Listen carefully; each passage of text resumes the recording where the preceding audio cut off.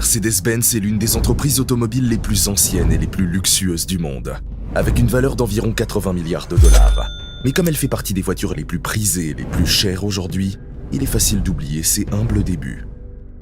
Tout a commencé avec un pauvre ingénieur qui a dû faire face à de nombreux doutes et échecs dans sa quête pour construire la première voiture sans chevaux. Malgré les difficultés, il a prouvé que tout le monde avait tort et a transformé sa petite entreprise en la première et la plus grande société de production automobile au monde à la fin du 19e siècle. Mais ce qui avait commencé comme une réussite édifiante a pris une tournure étonnamment sombre lorsque l'entreprise a profité de la fourniture de véhicules militaires aux nazis dans le cadre d'un travail forcé. Alors, asseyez-vous et détendez-vous, car aujourd'hui nous allons couvrir la folle histoire de Mercedes-Benz et de l'homme qui a donné vie aux automobiles, Carl Benz.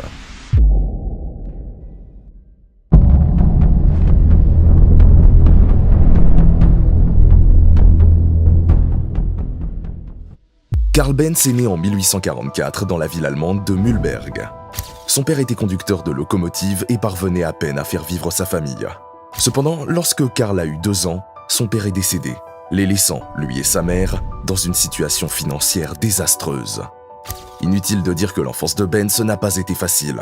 Mais malgré la pauvreté et le fait qu'il se couchait le ventre vide, sa mère a fait tout ce qu'elle pouvait pour que son fils reçoive une bonne éducation. Grâce à elle, Carl peut aller à l'école et montre dès son plus jeune âge des signes d'intelligence, notamment en chimie et en mécanique.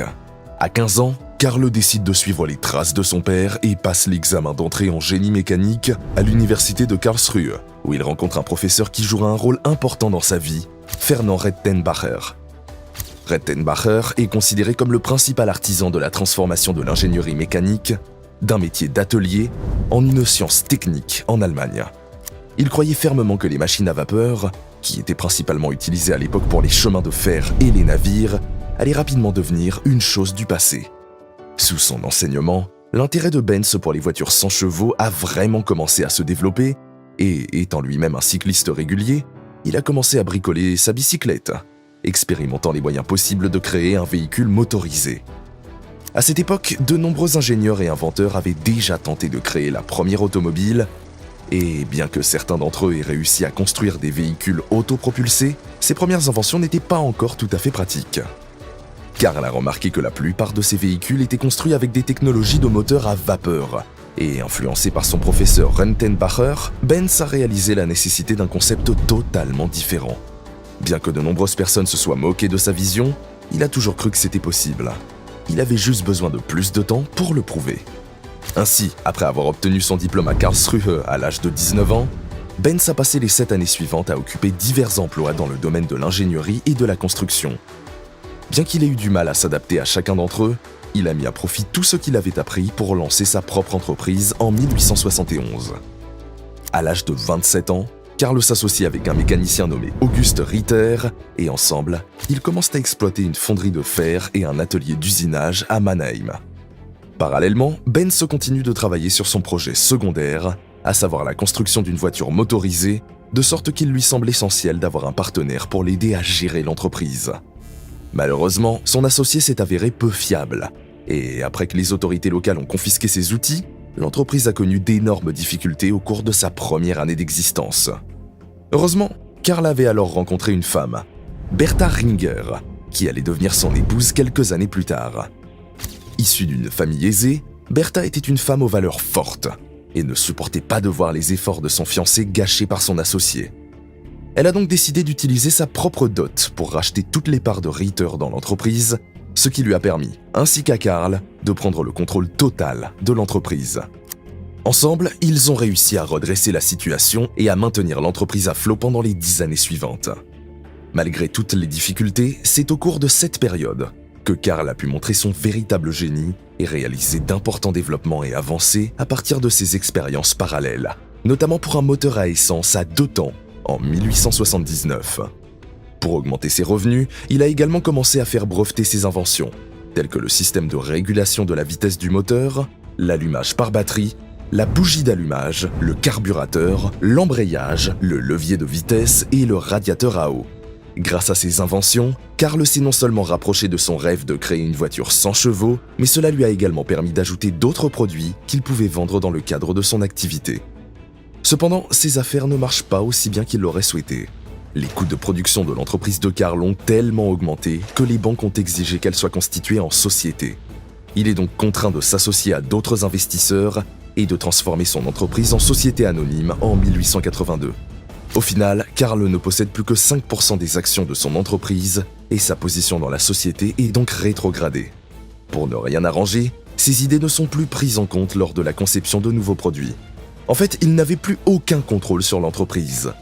Frustré et blessé par cet arrangement, Karl a fait ses valises et a quitté l'entreprise l'année suivante.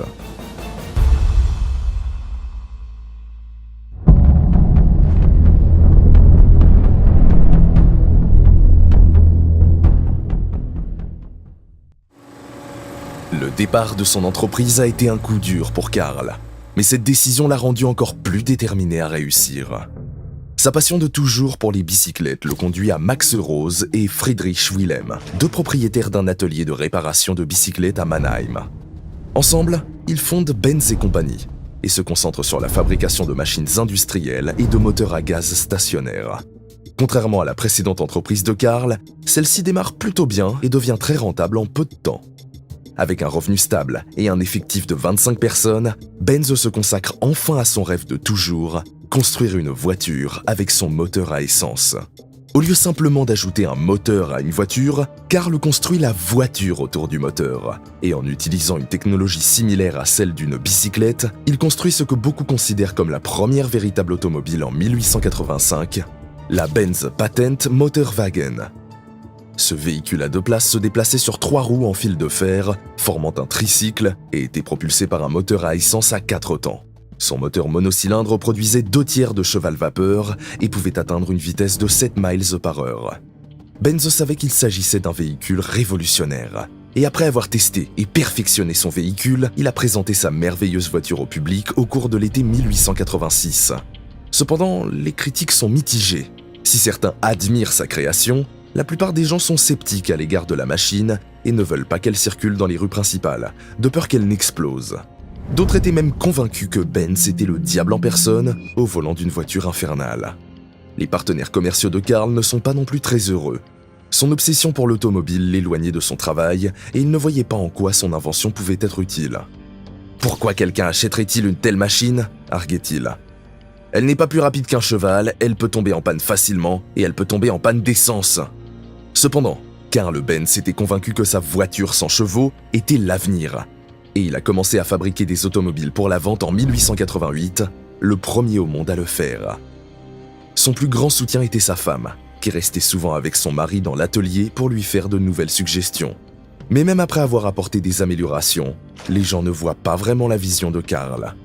D'autre part, les quelques personnes qui achetaient les voitures ne pouvaient les utiliser que pour parcourir de courtes distances et, même dans ce cas, elles avaient besoin de mécaniciens pour les accompagner à tout moment. De plus, comme elles étaient très chères, elles n'étaient accessibles qu'aux riches et à l'élite. Et même de nombreux membres de cette soi-disant élite ne les aimaient pas parce qu'elles étaient trop bruyantes et désordonnées. Cela dit, une chose était claire. Karl devait convaincre le monde que l'automobile était là pour durer.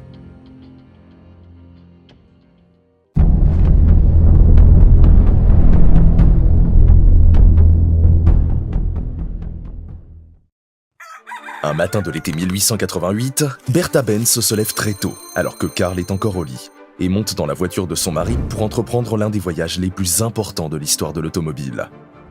Elle emmène ses 2 fils et part rendre visite à sa mère à Pforzheim, à 106 km de Mannheim. Bertha n'a pas informé son mari ni la police de ses projets, probablement parce que, si elle l'avait fait, il ne l'aurait pas laissé partir. À l'époque, aucune automobile ou voiture motorisée n'avait tenté un voyage aussi long, mais elle était déterminée à montrer l'importance de l'invention de Benz. Cependant, ce voyage n'a pas été une promenade de santé.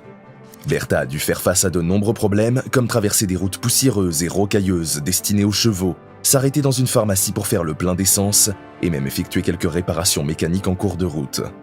Il a fallu à Bertha et à ses 2 enfants environ 12 heures de voyage pour parcourir les 66 miles, mais ils sont finalement arrivés à Pforzheim sans encombre.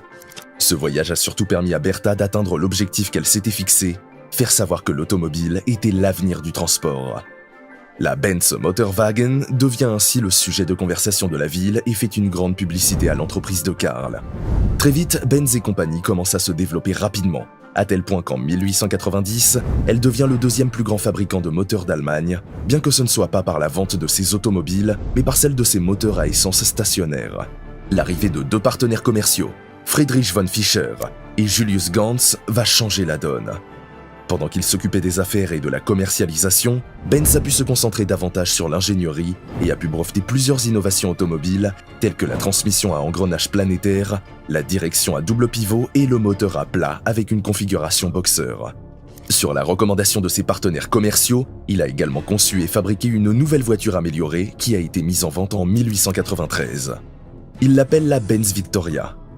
Il s'agit d'une voiture plus luxueuse pour 2 passagers, équipée d'un moteur de 3 chevaux, capable d'atteindre une vitesse de 11 miles par heure. Grâce à sa fiabilité, le véhicule se vend assez bien, mais c'est son modèle suivant, la Benz Vélo, plus abordable, qui connaît un véritable essor. Avec une production totale d'environ 1200 voitures, ce vélo est devenu la première automobile produite à grande échelle de l'histoire, faisant de Benz et compagnie la plus grande entreprise automobile du monde dans les années 1890 et au début des années 1900. Cependant, alors que la société Benz jouit de son nouveau succès, elle subit également une forte pression de la part d'une autre société située non loin de là, Daimler Motoren Gesellschaft.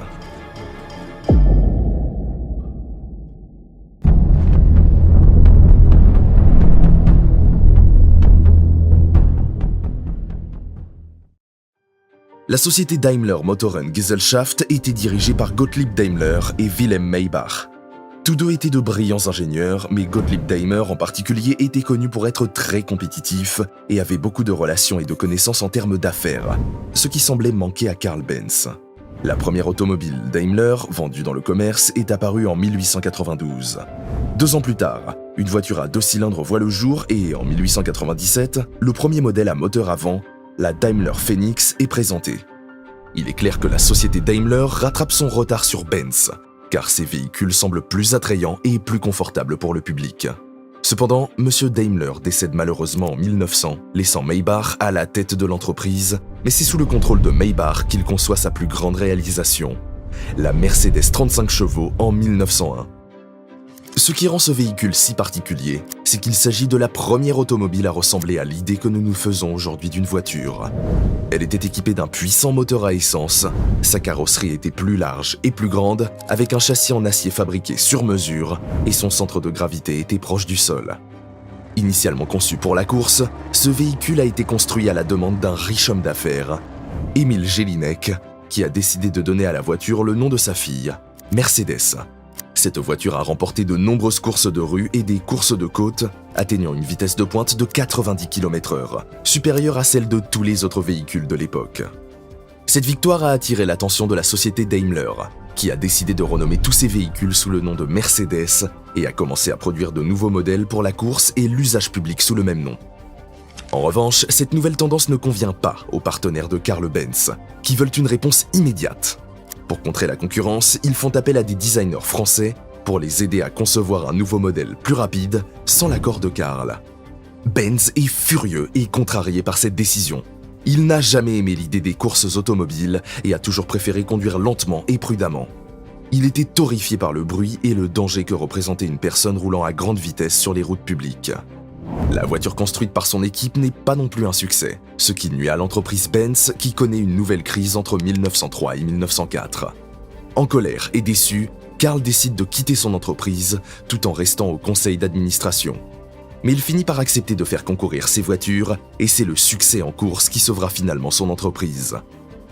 En 1908, Benz dispose d'un véhicule de course de 120 chevaux, un monstre qui relie Leningrad à Moscou en 8h30 avec une vitesse moyenne de 80 km/h. Il s'agit là d'un exploit incroyable, compte tenu de l'état primitif des rues à l'époque. Mais c'est la Blitzen-Benz de 200 chevaux qui va remarquablement mettre la marque sous les feux de la rampe. Construite en 1909, cette voiture de course battra le record absolu de vitesse atteint par un avion, un train ou une automobile à l'époque, en dépassant les 225 km/h en 1911. Cela place Benz aux côtés de Daimler comme l'une des automobiles les plus recherchées de l'époque, et les deux entreprises enregistrent de bonnes ventes dans les années qui suivent. Toutefois, ce succès fut de courte durée, car le déclenchement de la Première Guerre mondiale allait bouleverser la vie des gens et l'économie mondiale. Après la défaite de l'Allemagne lors de la Première Guerre mondiale, le pays a connu une récession économique et les deux entreprises, Daimler et Benz, se sont retrouvées en grande difficulté. Pour renforcer leurs chances de survie, les deux entreprises mettent de côté leur rivalité et signent un accord en 1924, dans lequel elles conviennent de combiner leurs efforts de production et de commercialisation, tout en conservant leurs noms individuels, afin de réduire les coûts. Mais cet accord ne dure que 2 ans. L'économie allemande se détériore et les deux entreprises sont contraintes de fusionner complètement en 1926, créant une nouvelle entreprise appelée Daimler-Benz. Sous l'égide de Daimler-Benz, l'entreprise a rebaptisé ses véhicules Mercedes-Benz et a lancé plusieurs modèles impressionnants à la fin des années 1920, tels que les Mercedes-Benz Type 630, modèles S, SS et SSK. L'un des principaux et plus brillants ingénieurs ayant participé au développement de ces véhicules est Ferdinand Porsche, dont le nom deviendra plus tard très célèbre dans l'industrie automobile. Karl, quant à lui, est resté au conseil d'administration de Daimler-Benz et a pu constater le succès de ses voitures et s'émerveiller du chemin parcouru par l'industrie automobile au cours de sa vie. Malheureusement, il est décédé peu après la fusion de l'entreprise en avril 1929, à l'âge de 84 ans.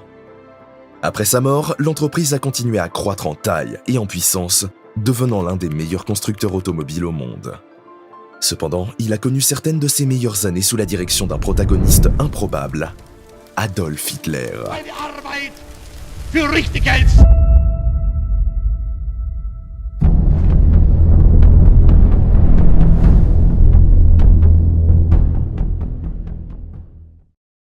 Lorsque Hitler est arrivé au pouvoir en 1933, il a voulu présenter au monde entier l'ingénierie et la technologie allemande, dans le but de faire passer son point de vue politique avant les autres.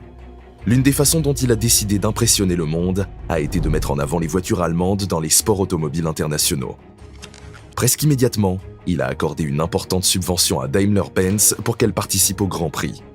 À l'époque, aucun autre constructeur automobile ne consacrait autant de temps et d'argent à la construction de voitures incroyablement rapides que Daimler-Benz, et cela se voyait sur les circuits. De 1934 à 1939, Mercedes a dominé les courses de Grand Prix, roulant à des vitesses allant jusqu'à 322 km/h avec ses modèles W25 et W125. Cependant, un nouveau rival, Auto Union, un autre constructeur automobile allemand sponsorisé par son propre pays, lui fait concurrence. Auto Union connaîtra également son lot de succès au cours de la même période, remportant 25 courses entre 1935 et 1937. Ces succès placent l'Allemagne au premier rang mondial dans les épreuves de sport automobile, en particulier Mercedes-Benz, qui devient même la marque automobile préférée d'Hitler. En fait, l'une des voitures que l'on voyait fréquemment à son bord était la Mercedes-Benz 770, un grand véhicule de luxe utilisé principalement par les politiciens nazis de haut rang et d'autres responsables de l'Axe. Cependant, avec l'éclatement de la Seconde Guerre mondiale en 1939, l'entreprise Daimler-Benz se retrouve bientôt en grand danger. La demande de voitures civiles s'étant raréfiée, elle s'est mise à fabriquer des véhicules militaires, des sous-marins, des chars et des moteurs d'avion pour l'armée nazie. Les camions militaires, d'une capacité de 3 à 6 tonnes et demie, constituaient son principal secteur d'activité. En 1942, l'entreprise a cessé de produire des voitures publiques car tous les efforts ont été consacrés à la guerre. Et à mesure que la guerre s'intensifiait, il a fallu recruter du personnel pour faire face à l'augmentation de la production d'armes militaires. Étant donné que l'ensemble de la main-d'œuvre est désormais engagée sur le front, Daimler-Benz commence à recruter des femmes pour faire face au volume d'unités requis. Mais comme cela ne suffit pas à répondre à la demande, l'entreprise a recours au travail forcé. Ces prisonniers de guerre, civils kidnappés et détenus des camps de concentration sont logés à proximité des usines et contraints de travailler de longues heures sous l'immense pression des Allemands. La plupart de ces travailleurs étaient originaires d'Europe de l'Est et étaient internés dans des camps de baraquement où régnait une ambiance de prison, tandis que les détenus de camps de concentration étaient surveillés par l'escouade SS allemande dans des conditions de vie inhumaines. De nombreuses personnes sont mortes dans ces camps, soit de malnutrition sévère, soit de mauvais traitements ou même de torture. En 1944, près de la moitié des 63 000 employés de Daimler-Benz étaient des travailleurs forcés. Après la fin de la guerre en 1945, l'entreprise a été durement touchée. En vertu des accords de Potsdam, tous les actifs allemands à l'étranger ont été confisqués et utilisés pour payer les réparations. Daimler-Benz a donc perdu toutes ses anciennes filiales, sociétés affiliées et succursales à l'étranger et a été réduite à ses propres usines dans son pays d'origine. En d'autres termes, l'entreprise a dû redémarrer et gagner sa place. Tout d'abord, Daimler-Benz a été restructuré et notamment dénazifié au niveau de sa direction. Grâce à ces changements radicaux, l'entreprise a pu obtenir un permis de production de la part des autorités d'occupation américaines en 1946. Bien que ces usines aient été gravement endommagées par les bombardements, Mercedes-Benz conserve l'avantage de posséder sa propre usine, car de nombreux autres concurrents tels que BMW ou Adler ont perdu leurs usines lorsqu'elles se sont retrouvées en territoire soviétique. La société Mercedes-Benz concentre alors ses efforts sur la production d'ambulances, de véhicules de patrouille de police et de camionnettes de livraison sur la base de ses modèles 170V et utilise l'une de ses usines comme centre de réparation pour les véhicules de l'armée américaine. En 1947, elle a repris la production de véhicules de tourisme, mais avec seulement 1045 véhicules de son modèle 170V produits cette année-là. Mais même dans une situation financière loin d'être idéale, Daimler-Benz est parvenu à dégager des bénéfices un an plus tard. Dans les années 1950, Mercedes-Benz a réussi à regagner une grande partie de son influence en revenant en force dans les épreuves de sport automobile, ainsi qu'en réalisant des ventes fructueuses dans le monde entier, au point qu'en 1954, l'entreprise avait déjà réalisé un bénéfice de plus d'1 milliard de dollars. Au fil des ans, Mercedes-Benz a complètement changé son image et est devenue l'une des marques automobiles les plus précieuses au monde.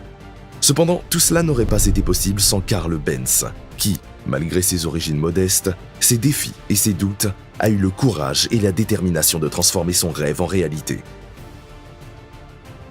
Merci à tous d'avoir regardé, j'espère que vous apprécierez la vidéo. Et n'oubliez pas d'aimer et de vous abonner. D'ici là, je vous dis à la prochaine fois.